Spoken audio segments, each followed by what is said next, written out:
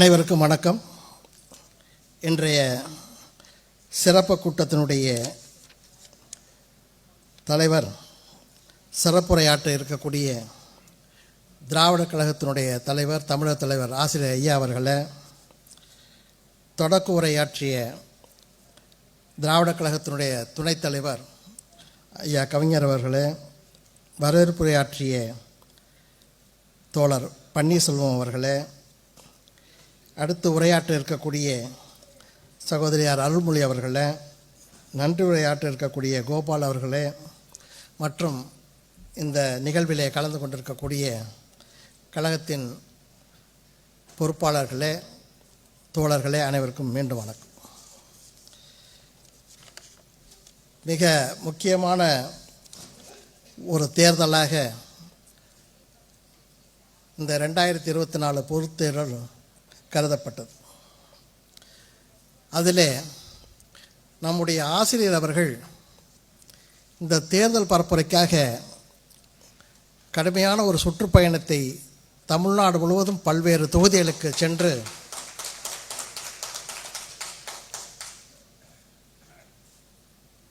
அது மட்டுமல்லாமல் நாள்தோறும் இந்த தேர்தலின் முக்கியத்துவத்தை மக்களுக்கு உணர்த்துகின்ற வகையில் தொடர்ந்து அறிக்கைகள்,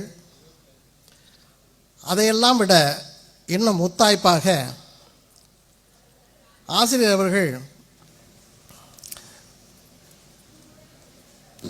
பிரதமர் மோடிக்கு கருஞ்சட்டைக்காரனின் கடிதம் என்கின்ற ஒரு கடிதத்தினை எழுதி அது தமிழிலே மிக சிறப்பான முறையில் பல்வேறு கருத்துக்களை பிரதமர் மோடி அவர்களை, அந்த பாஜகவை ஏன் நாங்கள் நிராகரிக்கிறோம் என்கின்ற அளவிலே அவரிடம் பல்வேறு கேள்விகளையும் கேட்டு அந்த அறிக்கையினை வெளியிட்டார்கள். அது நாடு முழுவதும், குறிப்பாக தமிழ்நாடு முழுவதும் பல்வேறு செய்திகளை பல்வேறு அரசியல் கட்சி தலைவர்களுக்கும் தருகின்ற ஒரு அறிக்கையாக, கருத்தாக அமைந்தது என்பதிலே நாம் அனைவரும் மிகுந்த பெருமையும் மகிழ்ச்சியும் கொள்ளலாம். அதே போல் தமிழ்நாட்டை பொறுத்தவரையில் 40க்கும் 40 என்கின்ற அளவிலே ஒரு வரலாற்று சிறப்புமிக்க வெற்றியினை பெற்றுத்தந்த திராவிட முன்னேற்றக் கழகத்தின் தலைமையிலான இந்தியா கூட்டணி, அதனை மிக சிறப்பாக வடிவமைத்த தமிழ்நாடு முதலமைச்சர் திரு மு.க. ஸ்டாலின் அவர்களுக்கும் இந்த நேரத்தில் நாம் நம்முடைய நன்றியை தெரிவித்துக் கொள்கிறோம். இந்திய அளவில் இந்தியா கூட்டணி என்கின்ற இந்த ஒரு அணி உருவாக வேண்டும் என்கின்ற ஒரு எண்ணத்தினை நம்முடைய ஆசிரியர் அவர்கள் பல்வேறு தருணங்களில் வெளிப்படுத்தினார்கள். தமிழ்நாட்டினுடைய முதலமைச்சர் அவர்கள் சமூக நீதி அடிப்படையிலே ஒரு கூட்டணி இந்தியா முழுவதும் அமைந்தால்தான் இந்த பாசிச பாஜகவை வெற்றி கொள்ள முடியும் என்கின்ற ஒரு கருத்தினையும் அவர்கள் தந்தார்கள். அதன் அடிப்படையில் இந்திய அளவிலே ஒரு கூட்டணி அமையப்பெற்று அது ஒரு சிறப்பான வெற்றியை இன்றைக்கு தந்திருக்கின்றது. கவிஞர் சொன்னது போல, வெற்றி பெற்றவர்கள் சோகமாகவும் தோல்வி அடைந்ததாக சொல்லக்கூடிய இந்தியா கூட்டணியில் மிகுந்த மகிழ்ச்சியாகவும் இருக்கக்கூடிய ஒரு மனநிலையை வரலாற்றிலே முதல் முறையாக இந்தியா சந்தித்திருக்கின்றது. குறிப்பாக ராகுல் காந்தி அவர்களும் அகிலேஷ் அவர்களும் நம்முடைய மிகுந்த பாராட்டுக்குரிய ஒரு தலைவர்கள். காரணம், ராகுல் காந்தி அவர்கள் மேற்கொண்ட 2 பயணங்கள், அந்த நடைப்பயணங்கள். முதல் பயணம் தமிழ்நாட்டிலே தந்தை பெரியார் மண்ணிலிருந்து, கன்னியாகுமரியிலிருந்து அவர் துவங்கினார். அப்பொழுதே அவர் ஒரு கருத்தினை சொன்னார், நான் பெரியார் மண்ணிலிருந்து இந்த சமூக நீதி பயணத்தை தொடங்குகின்றேன் என்கின்ற ஒரு கருத்தினை அவர்கள் சொன்னார்கள். அந்த பயணத்தின் முடிவிலே 2வது பயணம் தொடங்கிய நேரத்தில் மீண்டும் அந்த நியாய யாத்திரையிலே சமூக நீதி தொடர்பான பல்வேறு கருத்துக்களை மக்களிடத்திலே தொடர்ந்து சொல்லிக்கொண்டே வந்தார். நாங்கள் ஆட்சிக்கு வந்தால் ஜாதிவாரி கணக்கெடுப்பு நடத்துவோம், 50% இடஒதுக்கீட்டு உச்சவரம்பை நீக்குவோம், வேலையின்மையின் பிரச்சனையை நிச்சயமாக தீர்ப்பதற்கு அனைத்து நடவடிக்கைகள் எடுப்போம் என்று மக்கள் பிரச்சனைகளை, ஒடுக்கப்பட்ட மக்களின் உரிமைகள் சார்ந்த பிரச்சனைகளை அவர் முன்வைத்து அவருடைய பிரச்சாரம் தொடர்ச்சியாக அமைந்தது. அதே போல் அகிலேஷ் அவர்கள் உத்தரப்பிரதேசத்தில் அமைத்த அந்த கூட்டணி, அதற்கு ராகுல் அளித்த ஒத்துழைப்பு, இரண்டும் சேர்ந்து அது ஒரு சமூக நீதி கூட்டணியாக ஒரு வெற்றிகரமான கூட்டணியாக அமைந்தது என்பதை தேர்தலின் முடிவுகள் நமக்கு காட்டுகின்றன.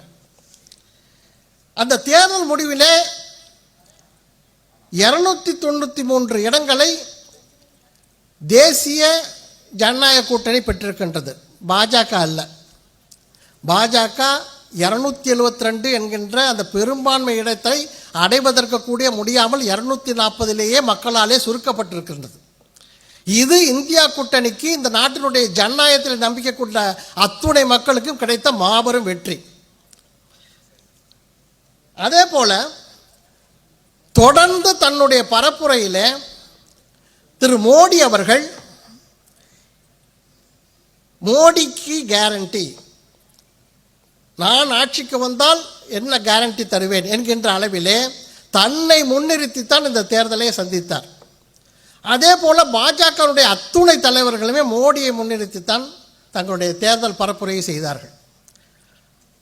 ஆனால் தேர்தல் முடிவுகள் மோடிக்கே கேரண்டி தரக்கூடிய நிலைமை ஏற்பட்டிருக்கிறது. அவருடைய ஆட்சி இருக்க வேண்டும் என்று சொன்னால் சந்திரபாபு நாயுடு அவர்களும் நிதிஷ்குமார் அவர்களும் ஆதரவு தந்தால்தான் மோடிக்கே கேரண்டி இந்த ஆட்சி என்கின்ற நிலைமை இன்றைக்கு உருவாகியிருக்கின்றது. இது இந்திய ஜனநாயகத்திற்கு கிடைத்த மிகப்பெரிய வெற்றியாக நாம் பார்க்க வேண்டும். அதே போல மோடியினுடைய பல்வேறு மத வெறுப்பு பிரச்சாரங்கள், ராஜஸ்தானிலே அவர் பேசிய பேச்சு, இஸ்லாமியர்கள் இந்த நாட்டில் ஊடுருவல் செய்தவர்கள் என்று பேசினார். ஆனால் அந்த எங்கே பேசினாரோ அந்த தொகுதியிலே மக்கள் அந்த கட்சியை தோற்கடித்திருக்கின்றார்கள். ராமன் கோயிலை நாங்கள் தான் கட்டினோம், இவர்கள் ஆட்சிக்கு வந்தால் அதனை பூட்டி விடுவார்கள் என்று முதலில் சொன்னார், பின்னால் இடித்து விடுவார்கள் என்று சொன்னார்கள். ஆனால் அயோத்தி உள்ளிட்ட பைசாபாத் தொகுதியிலே பாஜகவை மக்கள் வீழ்த்தியிருக்கின்றார்கள். இன்னும் சொல்ல போனால் அகிலேஷ் அவர்கள் அந்த பொது தொகுதியிலே ஒரு தாழ்த்தப்பட்டவரை நிறுத்தி பாஜகவை தோற்கடித்திருக்கின்றார். இந்த முறை அகிலேஷ் கையாண்ட அந்த யுக்தி என்பது இந்தியாவை முழுவதற்கும், தமிழ்நாடு எப்பொழுதுமே நாம் முன்னுதாரணமாக இருக்கும், ஆனால் வடநாட்டை பொறுத்தவரையில் இன்றைக்கு அகிலேஷ் எடுத்த அந்த யுக்தி என்பது அனைத்து மாநிலங்களும் பின்பற்ற வேண்டிய ஒரு யுக்தியை அவர் செய்திருக்கின்றார். இன்றைக்கு அகிலேஷ் அவர்கள் 337 தொகுதியிலே வெற்றி பெற்றிருக்கின்றது அந்த கட்சி. அதில் 5 பேர் மட்டும்தான் யாதவர்கள், மீதம் அனைவருமே மிக மிக பிற்படுத்தப்பட்ட சமூகத்தை சார்ந்தவர்கள். அத்துணை பேரையும் நிறுத்தி அங்கே வெற்றி பெற வைத்திருக்கின்றார்.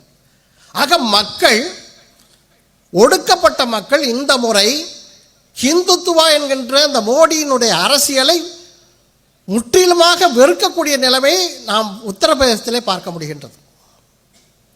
இன்றைக்கு அதனுடைய புள்ளி விவரங்களை மட்டும் நான் சற்று உங்கள் கவனத்திற்கு கொண்டு வர விரும்புகின்றேன். உத்தரப்பிரதேசத்தில்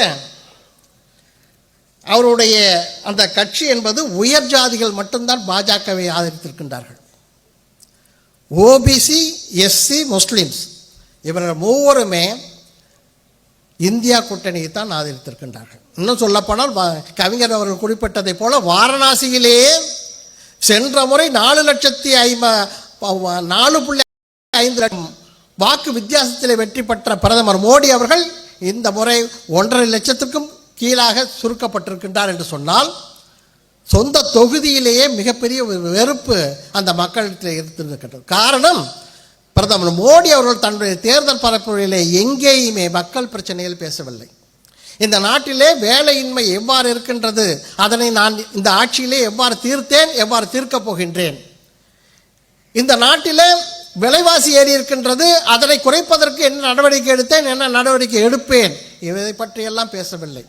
மாறாக முற்றிலுமாக ஒரு இந்துத்துவ அரசியலை அவர் கையில் எடுத்ததன் காரணமாக, குறிப்பாக உத்தரப்பிரதேசம் அந்த மக்கள் இதில் வெறுப்படைந்து மாற்றாக இந்தியா கூட்டணிக்கு வாக்களித்திருக்கின்றார்கள்.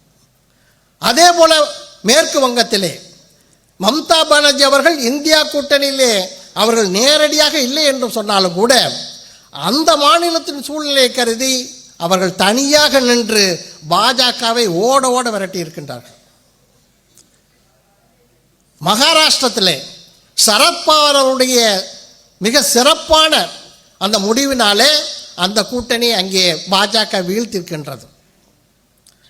ஆனால் பீகார் அதே போல காங்கிரஸ் ஆளுகின்ற கர்நாடகா இரண்டும் நாம் எதிர்பார்த்த அளவிற்கு அந்த வெற்றியை பெறவில்லை. காரணம், அங்கே இருக்கக்கூடிய அந்த தலைமைகள் இதை பற்றி சரியான ஒரு ஆய்வினை மேற்கொண்டு அனைவரையும் உள்ளடக்கிய ஒரு கூட்டணியாக அதை செயல்படுத்தாதன் காரணமாக அந்த வெற்றி வாய்ப்பு நம் கைக்கு வந்து அதை நிறைவேற்ற முடியாத நிலைமைக்கு இன்றைக்கு தள்ளப்பட்டிருக்கின்றது. இருந்தாலும் கூட இன்றைக்கு மோடி அவர்கள் இந்த ஆட்சியினை அவர் துவங்கிய பொழுது அதற்கு வாழ்த்து செய்தி சொல்லும் பொழுது எங்கேயுமே இது மோடி சர்க்கார் என்றோ பாஜக வெற்றி என்றோ சொல்லவில்லை, என்டிஏ சர்க்கார் என்று சொல்லுகின்றார்.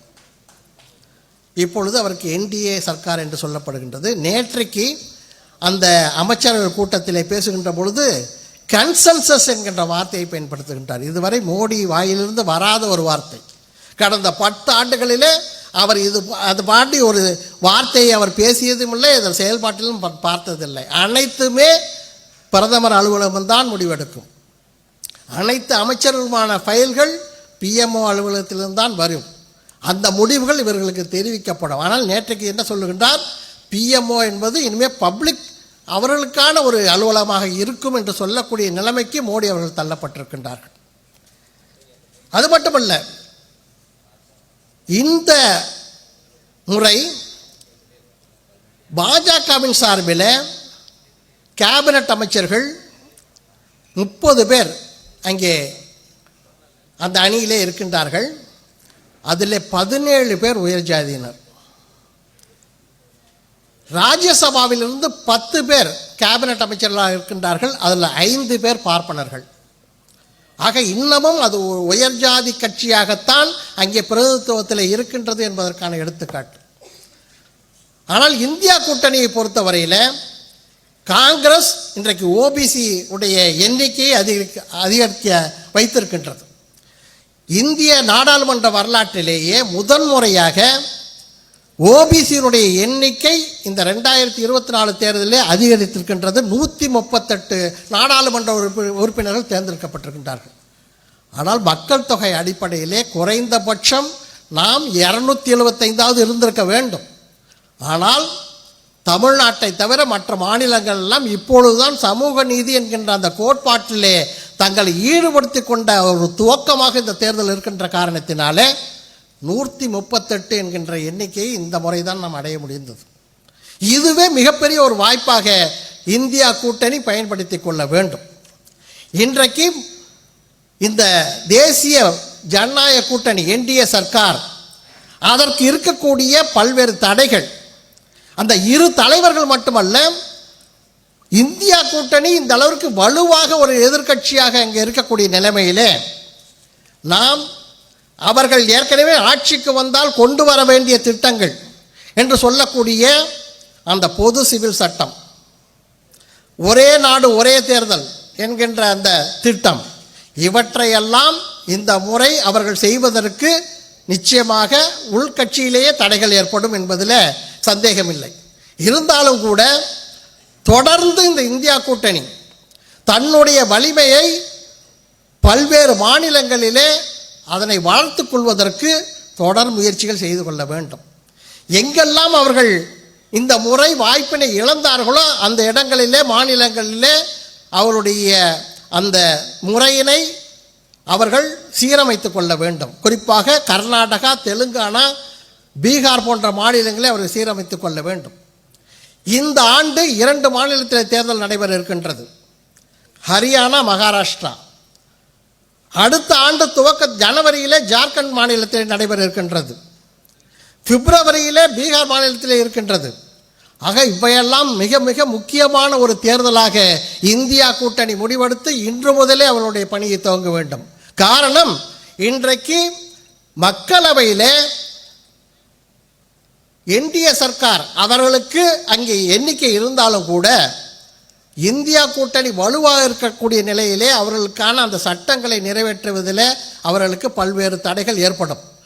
மாநிலங்களவையிலும் இந்த 3-4 மாநிலங்களிலே பாஜக வீழ்த்தினோம் என்று சொன்னால் நிச்சயமாக அவர்களால் எந்த விதமான அரசியலமைப்பு சட்ட திருத்த சட்டங்களையும் மக்கள் விரோத சட்டங்களையும் நிறைவேற்றவே முடியாது என்பதனை இந்தியா கூட்டணி தலைவர் புரிந்து கொண்டு செயலாற்ற வேண்டும்.